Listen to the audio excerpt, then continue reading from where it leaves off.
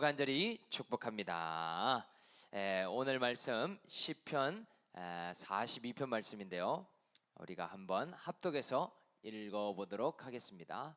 시작. 하나님이여, 사슴이 시냇물을 찾기에 갈급함같이 내 영혼이 주를 찾기에 갈급하나이다. 내 영혼이 하나님 곧 살아계시는 하나님을 갈망하나니 내가 어느 때에 나아가서 하나님의 얼굴을 배울까?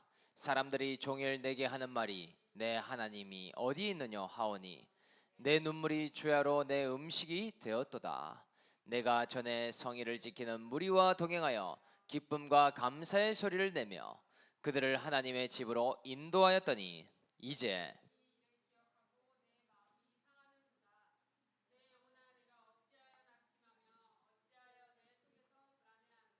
너는 하나님께 소망을 두라. 그가 나타나 도우심으로 말미암아 내가 여전히 찬송하리로다. 내 하나님이여, 내 영혼이 내 속에서 낙심이 되므로 내가 요단 땅과 헤르몬과 마실산에서 주를 기억하나이다. 주의 폭포 소리에 깊은 바다가 서로 부르며 주의 모든 파도와 물결이 나를 휩쓸었나이다. 낮에는 여호와께서 그의 인자하심을 베푸시고 밤에는 그의 찬송이 내게 있어 생명의 하나님께 기도하리로다. 내 반석이신 하나님께 말하기를 어찌하여 나를 잊으셨나이까? 내가 어찌하여 원수의 압제로 말미암아 슬프게 다니니까 하리로다. 내 뼈를 찌르는 칼같이 내 대적이 나를 비방하여 늘 내게 말하기를 내 하나님이 어디 있느냐 하도다.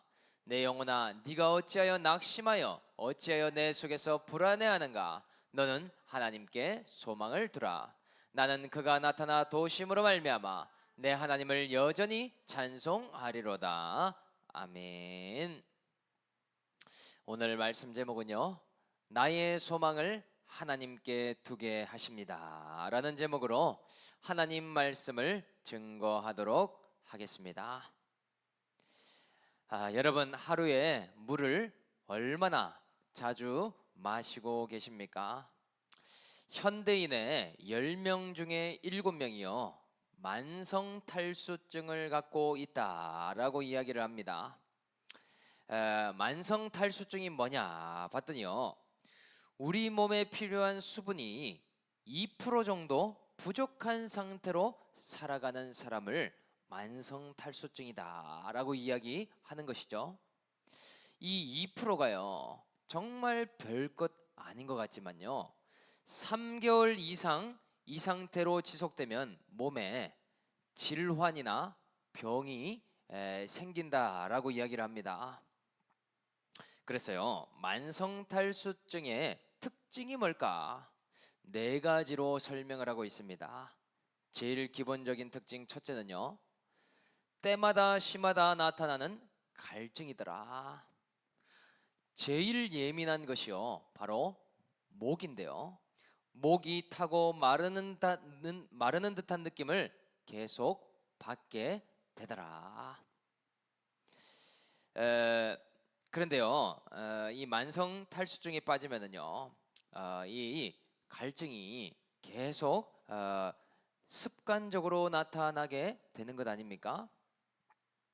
그리고 두 번째는요, 먹어도 허기가 지는 특징이 나타나게 된대요. 분명히 저녁을 배부르게 먹었음에도 또 배고픈 느낌이 가시지를 않는다고 해요. 왜냐? 몸에 수분이 부족한 것을 자꾸 허기가 지는 것으로 받아들이더라. 그래서 거식증처럼요, 먹고 또 먹고를 하게 되는 습관을 갖게 된대요. 살이 찌게 되겠죠. 그리고 세 번째는요, 만성 피로감이라고 이야기합니다. 몸에 수분이 부족할 때요, 잠을 아무리 충분히 자도 피로감은 사라지지 않는다고 해요. 그래서요, 하루 종일 누워 있어도 피로가 풀리지 않는 이상한 현상이 일어나더라. 그리고 네 번째는요, 피부 질환 및 탈모라고 이야기를 하죠. 수분 부족에 가장 민감한 부위가 바로 피부인데요, 이 수분 보충에 굉장히 예민하다라고 하죠. 그래서 수분이 부족하면 피부 트러블이나 또 노화가 생길 수 있게 된다라고 이야기를 합니다. 머리 두피의 탈모도 이 피부의 일환이죠. 그래서 수분이 부족한 사람은요 탈모도 잘 일어나더라. 만수탈수증이 의심되는 사람이 적용해야 될 것이 두 가지가 있는데요. 첫 번째는요, 갈증이 날 때 탄산이나 커피, 녹차 이런 음료를 마시는 것을 피해야 된다라고 이야기합니다. 왜냐하면요, 갈증이 일어날 때 음료를 마시면 잠깐은 괜찮은 것 같지만 이것은 탈수증을 더 악화시키는 비결이 된다라고 이야기를 합니다. 갈증이 괜찮았던 것처럼 보일 뿐이지 실제로는 몸의 수분은 더 빠져나가게 되는 것이죠. 그리고요, 두 번째는요, 너무 당연한 이야기겠지만 물을 규칙적으로 충분히 마셔줘야 된다라고 이야기를 합니다. 그냥 갈증이 날 때만 마시는 것으로는요 충분하지 않더라. 그래서 갈증을 느끼는 것과 상관없이 중간중간 충분히 물을 섭취해 주어야 된다는 것이죠. 그래서 범사에 충분하게 물을 마시는 습관은요 건강을 보조해주는 역할을 하게 되더라. 그래서 오늘 목장에서는요 나는 영적으로 육적으로 만성 탈수증에 몇 가지나 해당되는가, 나의 영혼과 육체에 이 물을 자주 마시고 있는지를 한번 나눠보도록 하겠습니다.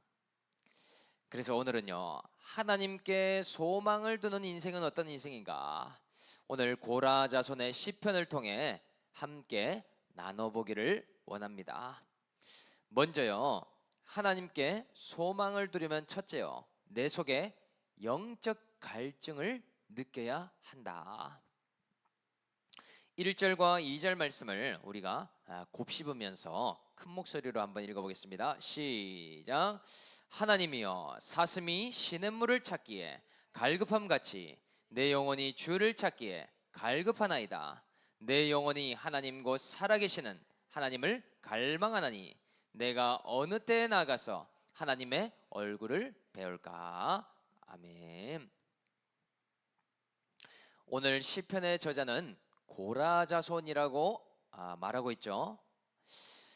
고라라는 사람은 모세와 아론에게 반역하다가 망한 대표적인 인물이 아닙니까? 그런데 이 고라의 후손이 시편을 썼다는 것 자체가 기적과 같은 은혜이겠죠. 이 시편을 쓴 고라 자손이요 오늘 자신을 한 짐승의 비유를 하고 있습니다. 그것은 갈증을 느끼고 있는 사슴과 같다라고 말하더라는 것이죠. 그래서 이 사슴에 대해서 한번 조사를 해보니까요 사슴은 굉장히 신기한 동물입니다. 사슴은요 가을이 되면 교미기가 되게 된다고 해요. 그래서 자신의 짝을 찾아 떠나게 된대요. 사슴의 인생에서 짝을 찾는 것이 정말 중요한 일이 아닙니까?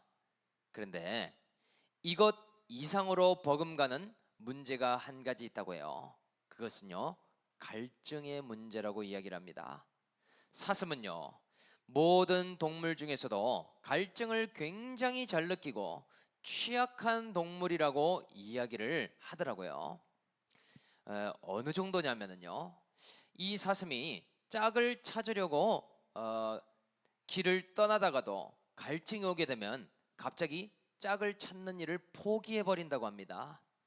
그때부터요 오직 물을 찾기 위해 혈안이 된다는 것이죠. 갑자기 인생의 목적과 향방이 변화되게 되더라. 그런데 이 팔레스타인 지역은 어떻습니까? 물이 아무 때나 있는 것이 아니죠. 들판을 가로질러 달려가다가 우물은 고사하고 메마른 땅이 계속되게 된대요. 결국은요 물을 못 찾은 사슴은요, 당황을 넘어서서 실성을 하게 된답니다. 그때부터는요, 주변에 사자가 있어도 상관이 없고요, 뜨거운 태양볕 아래에서 발로 땅을 파다가 거품을 물고 죽게 된대요. 얼마나 안타까운 일이겠습니까? 그만큼요, 이 사슴에게 물이 너무나 중요함을 알려주고 있더라. 그런데 이 시편 기자가 마치 이 사슴처럼 행동하고 있다라는 사실이죠. 사슴이 물을 찾아 헤매듯이 내가 어디로 가면 하나님의 얼굴을 볼 수 있을까? 지금 동일하다라는 것이죠. 내가 어디로 어느 때에 가면 하나님을 발견할 수 있을까 하고 있는 것 아닙니까? 그런데요, 이 고라 자손들이 참 아이러니한 점이요, 이들은 성전 문지기가 아닙니까? 하나님을 가장 가까이에서 찾을 수 있는 사람들이 아니냐는 것이죠. 성전 안에서 하나님을 갈망하고 찾고 있는데요, 이 모습을 보면서 주변 사람들도 이해하지를 못하고 있더라. 왜 그런가? 3절에 나오는데요, 3절 말씀도 한번 우리가 읽어보겠습니다. 시작. 사람들이 종일 내게 하는 말이 내 하나님이 어디 있느냐 하오니 내 눈물이 주야로 내 음식이 되었도다. 아멘. 이렇게 갈급한 심령으로 하나님을 찾는다면요, 짠 하고 보여줄 수 있으면 너무 좋잖아요. 하나님이 오아시스처럼 나타나셔서 갈증이 해소되는 것이 극적으로 보여지면 너무 좋지 않겠습니까? 그런데요, 하나님은요, 그렇게 금방금방 나타나는 분이 아니시더라. 여전히 내가 목말라 하고 갈급해 보이니까요, 다들 주변에서 묻게 되는 것이죠. 네가 그렇게 찾는 하나님은 어디 계시는가? 실제로 그런 물이 있는 것이 맞느냐 하는 것 아닙니까? 그래서요, 그런 샘물이 실제로 있기나 한 것인가 계속 질문을 하더라. 그러니까요, 오늘 시편의 저자가 고백하죠. 나의 갈급함은 슬픔이 되었다라고 말하고 있습니다. 나의 간절함은 당황함을 넘어 우울함이 되었다라고 고백하고 있는 것이죠. 결국은 어떻게 되었을까요? 결국에는 하나님을 찾고 만나게 되었으니까 이 시편을 기록하게 되었겠죠. 그래서 이 말씀을 우리가 한번 적용해 보기를 원하는데요, 우리가 하나님께 소망을 둔다는 의미가 무엇일까? 그리고 이것은 도대체 구체적으로 어떻게 적용하는 것인가? 이것이 궁금하잖아요. 여러분, 우리의 인생은요, 사실 사슴과 같은 인생을 살아가고 있죠. 우리 인생에는 모두가 영적인 목마름을 가지고 살아가고 있습니다. 이것은 영적인 갈증과도 같다는 것이죠. 그래서 하나님께 소망을 두는 자가 가장 먼저 해야 될 일이 무엇인가? 그것은요, 나의 영혼의 갈증을 충분히 느끼고 깨닫는 것입니다. 이것은 마치 어떤 느낌이냐면요, 내가 하나님을 떠나서는 살 수 없을 것 같은 느낌과 같다는 것이죠. 내가 하루를 기도하지 않고 살아간다면 내 영혼이 너무나 메마르는 것 같은 느낌이 아닙니까? 나의 인생에 말씀이 없다면 영혼이 바짝바짝 타들어가는 듯한 이러한 느낌을 충분히 느껴야 하겠더라. 그런데요, 특히 예수 믿고 성령으로 거듭난 자들은요, 이 갈증의 느낌이 훨씬 더 잘 느껴지는 특징이 있더라는 것이죠. 하나님과 말씀을 찾지 않고 살아간다면요, 너무나 고통스럽기까지 할 수 있음을 우리는 깨달아야 하겠더라. 그래서 목마름을 잘 느끼는 것이요, 하나님께 소망을 둘 수 있는 비결이 된다라고 말할 수 있겠죠. 여러분, 그렇다면 그 다음 스텝은 무엇일까요? 목마름과 갈증을 느끼고 있다면요, 영적인 생수를 공급받는 것이 중요하겠죠. 그런데 여기서도요, 중요한 한 가지의 적용이 있습니다. 세상 음료로 잠깐 해결하려고 해서는 안 된다라는 것이죠. 제일 갈증을 해결할 수 없는 사람은요, 이러한 갈증이 있음에도 하나님이 아닌 다른 것으로 해결하려고 하는 사람입니다. 어떤 경우냐면요, 아침에 하나님을 찾는 기도 대신에 유튜브라고 하는 탄산을 양껏 목에 채워 넣는 경우입니다. 또는요, 말씀을 대신했어요, 술이나 모임과 같은 중독으로 내 갈증을 해결해 보려고 애쓰는 사람과 같다는 것이죠. 또는 하나님과 교제하고 찾는 일 대신에요, 자꾸만 사람을 찾고 환경을 찾는 것으로 대신 때우려고 하는 사람, 이러면은요, 영적인 탈수증에 걸리게 됩니다. 신앙생활하면서도요, 제일 힘든 환경이요, 물 자체를 마실 시간이 없을 정도로 분주하거나 게으른 인생이더라. 늘 옆에 사람은 많고 행사와 프로그램이 바쁘고 내 영혼을 돌아볼 시간조차 없는 인생, 얼마나 갈증이 심하겠습니까? 그래서요, 영적인 탈수증에 빠져 있으면요, 인생의 피로감이 사라지지 않게 됩니다. 분명히 많이 잔 것 같은데도 계속 피곤하고요, 그리고 하루 종일 누워 있어도요, 몸에 무기력함을 가지게 됩니다. 그리고 질병과 면역에도 취약하게 되겠죠. 하나님이라는 물이 빠져 있기 때문에요, 인생이 늘 곤고하고 작은 것에 예민하게 될 수밖에 없더라. 여러분, 이러한 상태라면요, 지금 나는 탄산음료와 커피처럼 많은 세상 음료로 하나님을 대체하고 있다라는 반증과도 같다는 것이죠. 우리의 영혼의 몸이 비상식적으로 건강을 해치고 있는 일이 되는 것 아닙니까? 그래서요, 우리가 정말 하나님이라는 생수로 우리의 영혼을 채울 때요, 이 모든 탈수증과 갈증에서 해방받을 수 있는 일이 오게 되겠더라. 여러분, 그래서요, 우리가 해야 할 적용은 무엇일까요? 오늘 하나님을 우리는 찾되 충분히 찾는 시간이 필요하다라는 것이죠. 이것을요, 물을 마시는 시간과 대입해 보면 됩니다. 나는 물을 일주일에 마시는 정도로 하나님을 찾고 있는가? 우리는요, 아침에 일어날 때 물을 찾습니다. 식사 후에도 물을 마십니다. 정기적으로 물을 마시게 되잖아요. 그것처럼 매 주일 예배 때 하나님을 찾고요, 또 새벽마다 아침마다 일어날 때마다 하나님을 찾고 구해야 하는 것이죠.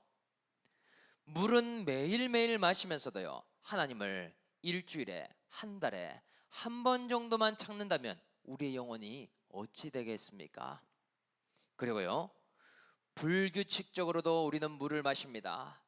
저는 개인적으로요, 운동할 때에 1000ml의 물이 들어가는 텀블러에 물을 가득 담아 놓고 틈틈이 계속 마십니다. 왜냐? 운동을 하거나 훈련을 하면은요, 수분이 계속 빠져나가잖아요. 마찬가지입니다. 직장에서 훈련 받으면서 말씀을 가까이 해야 됩니다. 가정에서도 범사에 말씀을 통해 하나님을 찾아야 됩니다. 이것이요, 그냥 습관처럼 되어야 되는 것이죠. 누가 요청해서 물을 마시는 것이 아니잖아요. 그것은 어린아이에게 필요한 말이 아닙니까? 누가 먹으라고 해서 밥을 먹는 사람이 아무도 없잖아요. 그것은 어린이집을 다니는 갓난 아이들에게 필요한 말이 아닙니까? 우리는 범사에 언제 어디서라도 하나님을 찾고 구하는 영적인 사슴이들이 되어야 되겠다. 그래서요, 하나님을 찾게 된다면 하나님과 교제가 있게 되지 않습니까? 저는요, 어제 루아 콩쿨장에 잠시 이 공연하는 것을 보고 전도를 또 해야 하기에 먼저 나오게 되었는데요. 요즘 제가 만나고 있는 하나님은 어떤 분이신가? 하나님을 찾는데 그 실체가 있어야 되지 않습니까? 저는요, 요즘 목회를 볼 때도 약간의 걱정이 될 수 있는 환경 같기도 합니다. 또는 미래를 생각하면은요, 약간의 낙심이 되기도 할 수 있는 환경입니다. 그런데 이러한 환경 속에서 하나님을 찾고 또 찾을 때 제가 만나고 있는 하나님은 어떤 분인가? 하나님은요, 희미한 감동으로 저에게 계속해서 깨닫게 해주세요. 너는 무릎으로 이 좁은 목회의 길을 끝까지 가거라. 내가 너의 자녀를 통해 영광을 받을 것이다. 이 마음을 주시는 것이죠. 그리고 너는 목회의 성공과 상관없이 때를 얻지 못하든지 말씀과 복음을 전하라. 그리하면 내가 너의 자녀를 책임지고 양육하겠다. 이러한 마음을 주시는 것이죠. 그래서 어제도요, 아무런 기대를 안 하고 갔는데요, 그냥 한 4등이나 5등만 해도 좋겠다. 그래도 하나님께 영광이다. 이 생각을 했는데요, 하나님이 하시는 일은 참 놀랍죠. 대전에서 초등학교 2학년 중에 1등상을 루아 혼자 하나님께서 허락해 주셨다라는 생각을 하게 되었습니다. 이제 11월 달에 서울 모차르트 콩쿠르에도 나가게 되는데요, 어제도 그렇게 권면을 했어요. 루아야, 상을 주시는 분은 하나님이야. 대기실에서 그 공연에 나가기 전에도 하나님께 기도해야 돼. 하나님께서 너의 손과 연주를 붙들어 주실 거야. 제가 권면한 것은요, 어떤 상황에서도 찾고 구해야 할 대상은 바로 생수의 근원 대신 하나님이심을 알려주는 것 뿐이라는 사실이죠. 제가요, 목회도 또 가정도 안 되는 것만 주목한다면 참 낙심할 수 있는 인생이기에 하나님께서 또한 자녀를 통해서 위로해 주시고 격려해 주시는 시간이 된 것 같습니다. 부모로서, 목회자로서 할 수 있는 것은요, 이 낙타의 무릎과 같이 끊임없이 하나님을 찾는 일이구나. 정말 이 아버지의 기도, 아버지의 역할이 너무나 중요한 것임을 또 발견하는 시간이 된 것 같습니다.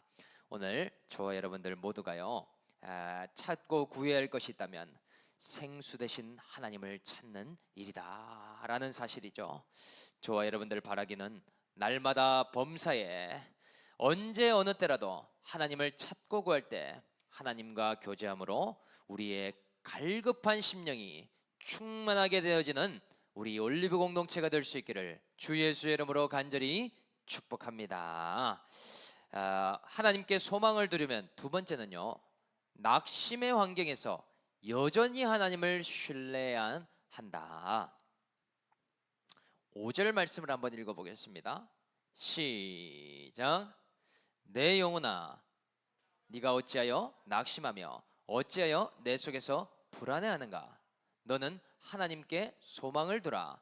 그가 나타나 도우심으로 말미암아 내가 여전히 찬송하리로다. 아멘. 이 시편의 저자는요, 신앙의 사람이라고 해도 빠질 수 있는 어려움에 대해서 이야기를 하고 있습니다. 신앙이 있다면 낙심할 일이 아예 없는가? 분명 아니라고 말한다는 것이죠. 믿음을 갖고 살아간다면 불안할 일이 없고 걱정이 없는가? 분명히 그렇지 않다라고 말하고 있습니다. 하나님이 사랑하는 택자라면 두려움도 걱정도 한 가지도 없이 늘 평온한 환경에 두시는가? 결코 아니라고 이야기한다라는 사실이죠. 그렇다면요, 믿음이 있다는 것은 무엇을 의미하는 것이고 무엇이 다른 것인가? 이것을 봐야 되지 않습니까? 오늘 본문에서는요, 세 가지 특징을 이야기하고 있습니다. 그 세 가지 특징을 보면은요, 첫째, 내 영혼을 향한 내 영혼을 향한 선포를 한다는 점이죠. 여기에 보니까요, 내 영혼아, 네가 어찌하여 낙심하고 어찌하여 불안해하느냐라고 말하고 있죠. 이 말은요, 너에게 하나님이 계신데 어찌 낙심만 할 수 있느냐? 너에게 주님이 함께하고 계신데 너는 불안해만 하고 있겠느냐? 바로요, 자신의 영혼을 향해서 명령하고 선포하는 기도를 하고 있음을 볼 수 있죠. 그러니까요, 육신의 생각에 사로잡혀서 불평, 원망, 걱정의 말을 하는 것이 아니라 영혼을 향한 믿음의 말을 선포하게 되더라. 똑같이 낙심과 불안이 있음에도 그 말이 다름을 알 수 있다는 것이죠. 그리고요, 두 번째는요, 하나님을 향한 신뢰를 갖고 있더라. 그 다음에 뭐라고 합니까? 너는 하나님께 소망을 두라. 너는 그 하나님을 신뢰할 때 그분이 나타나 너를 도울 것이다. 이런 이야기를 하죠. 여러분, 이 말의 뜻이 무엇입니까? 어쩌면은요, 믿는 자도 낙심이 있고 불안이 있기에 바라보는 포커스가 달라져야 된다라는 의미를 말하는 것이죠. 문제 자체를 바라보지 않고 또 나 자신을 바라보지 않고 하나님을 바라보고 소망을 둘 때 그 시간을 넉넉히 통과할 수 있음을 말하고 있더라. 낙심이 될 때마다 도리어 내가 바라봐야 될 분은 하나님 한 분이라고 이야기하고 있다라는 사실이죠. 그리고요, 세 번째 차이는 무엇인가? 바로 결론인데요, 여전히 하나님을 찬송한다라는 점이죠. 이 시편의 저자는요, 이렇게 고백합니다. 내가 여전히 하나님을 찬송하리로다. 낙심이 생기니까요, 내가 찬송할 이유가 없다라고 말하지 않는다는 것이죠. 내가 불안하니까 하나님을 찬송하지 못하겠다라고 하는 것이 아니더라. 여전히 환경은 같지만 하나님이 신실하시기에 나는 여전히 찬송할 이유가 있고 그분은 여전히 찬송받을 만한 분이시라고 주장하더라. 얼마나 다른 고백입니까?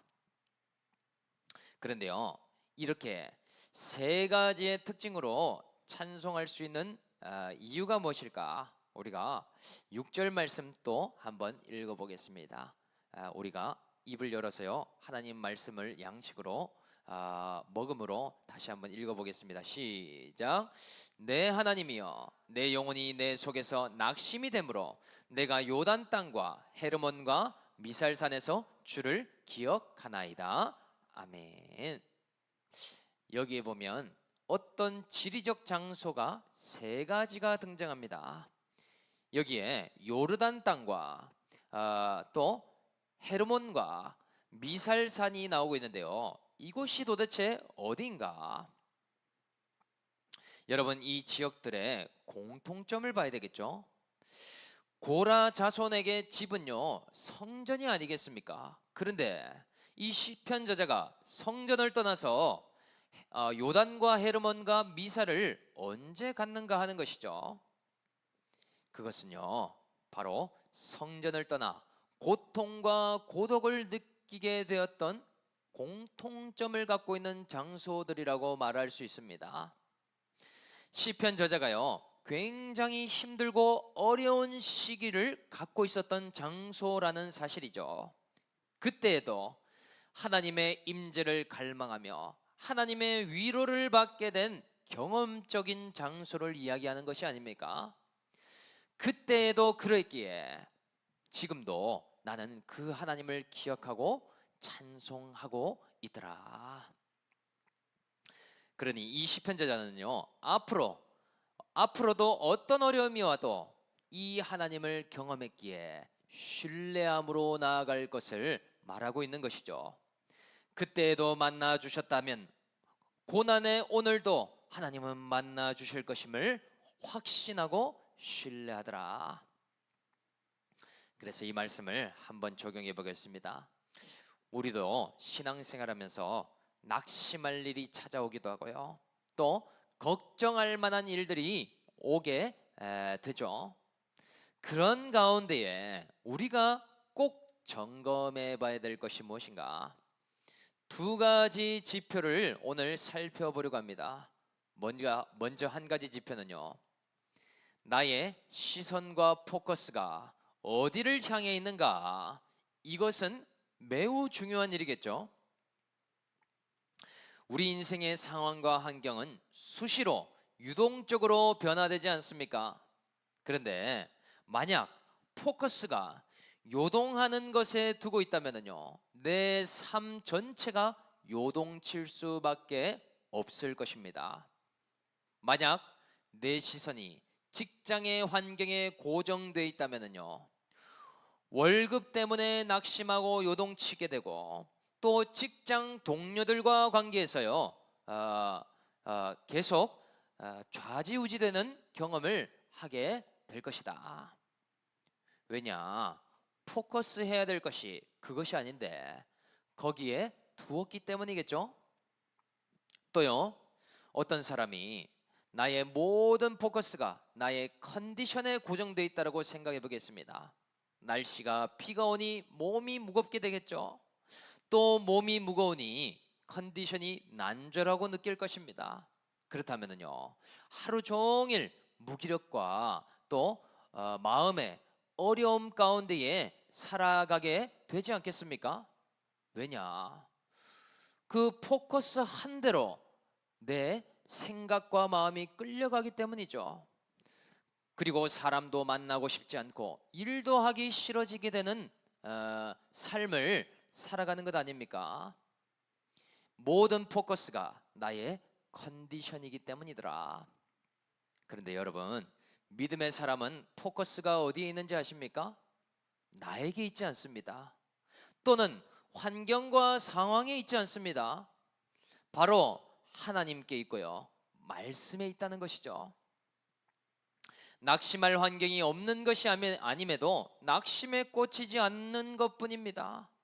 불안할 환경이 있음에도 불안에 갇히지 않을 뿐이더라. 왜냐? 그 모든 환경과 나의 컨디션보다 크신 하나님께 시선을 고정하기 때문이죠. 그래서요, 이것이 잘 안 된다면요, 또 무엇을 먼저 해야 되는지 아십니까? 말을 먼저 바꿔야 됩니다. 하나님이 우리에게 주신 중요한 권세 중에 한 가지가요, 이 입술의 권세잖아요. 계속 말씀을 외쳐야 한다는 것이죠. 내 영혼아 항상 기뻐하라, 쉬지 말고 기도하라, 범사에 감사하라. 여러분, 기뻐할 환경이 없어도요, 외쳐야 됩니다. 감사할 조건이 눈에 안 보여도요, 하나님께 감사를 먼저 선행으로 해야 됩니다. 또요, 내 영혼을 향해 계속 선포를 해야 됩니다. 내 영혼아 어찌하여 낙심에만 하느냐? 내 영혼아 어찌 불안에만 하고 있느냐? 너는 시선을 바꾸어 하나님께 소망을 두라. 이렇게 입술로 선포할 때 그 말한 대로 이루어지는 것 아닙니까? 정말 그렇게 되는지를 해 봐야 되겠더라. 그리고요, 또 한 가지 점검해 봐야 될 것은요, 나의 결론은 무엇으로 끝나는가? 이것을 한 가지 지표로 봐야 되겠다. 여러분, 모든 인생이 우여곡절의 하루를 지내게 되는데요, 하루의 끝이 감사가 되는 사람이 있습니다. 환경이 바뀐 것이 하나도 없어요. 관계가 극적으로 회복된 것도 아닙니다. 그런데요, 여전히 하나님을 찬송하리로다 고백하게 되는 사람이 있겠죠. 결론이 100%르신 하나님에 대한 감사인 것이죠. 그런데 어떤 또 인생은요, 비슷한 하루를 보내도 항상 낙심으로 끝나는 인생이 있을 수 있습니다. 우여곡절이 있었지만 우울함과 나태로 끝마칠 수도 있다라는 사실이죠. 왜 그렇습니까? 그것은요, 모든 결론이 나 자신으로 끝났기 때문이죠. 나 자신에게 시선이 고정돼 있으면요, 주제가가 무엇이 됐는지 아십니까? 시작은 믿음으로 하는데 끝마침은 불신으로 끝이 납니다. 예를 들면 이런 것이죠. 하나님은 살아계시다는 것을 알고 믿지만 나는 여전히 우울해. 결국 기도로 시작했다가 우울로 하루를 마치게 되게 되는 것이죠. 왜냐? 나로 마침표를 찍었기 때문입니다. 하나님이 실제하시는 것을 믿는데도, 하나님이 신실한 것도 알지만 나는 지금 고통을 느낍니다. 그렇기 때문에 100% 하나님이 옳으신지도 모르겠고 나는 찬송할 수 없습니다. 하나님이 살아계신다면 내가 슬프고 괴로울 수가 있습니까? 이렇게 말한다는 것이죠. 이것은요, 믿음으로 시작했어도 내 감정으로 마치는 것 아닙니까? 하루에 다 된 밥에 재를 뿌리는 행위와도 같더라. 모든 기준을요, 말씀과 하나님의 뜻에 두는 것이 아니라 나로 잘못 잡았기 때문이 아닙니까? 그것으로 끝마치게 되는 일을 하고 있더라. 여러분요, 하나님은요, 내 감정대로 행할 때 책임져 주시는 분이 아닙니다. 오직 모든 말씀을 믿고 그대로 순종할 때에 하나님은 책임져 주신다는 것이죠. 내가 느끼고 생각하는 것에 최고의 권위를 두는 것이 아니라 말씀의 권위를 두어야 되겠더라. 그래서 제 얘기를 해보면요, 저도 목회자 이전에 사람이기에 여러 가지 근심이 몰려오는 순간이 있습니다. 목회를 하다가도 장래 일들을 생각할 때요, 또 낙심이 생기는 순간들도 있습니다.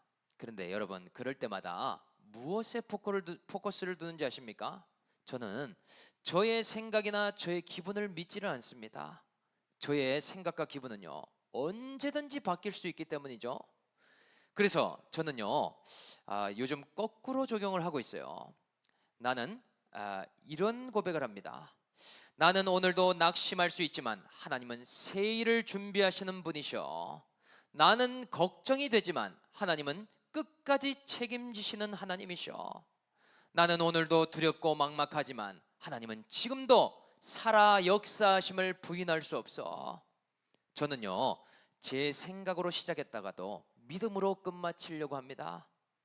저는 오늘 제 감정으로 시작이 되더라도요, 믿음으로 그 마침표를 끝내 찍게 한다는 것이죠. 왜냐? 저는 저 자신을 믿음의 대상으로 바라보지 않기 때문이죠. 말씀을 믿고 그리스도를 믿는 것이지 나 자신마저도 믿음의 대상이 아니지 않습니까? 내가 그렇게 느낀다고 해서 하나님이 일하지 못하시는 분이 아니잖아요.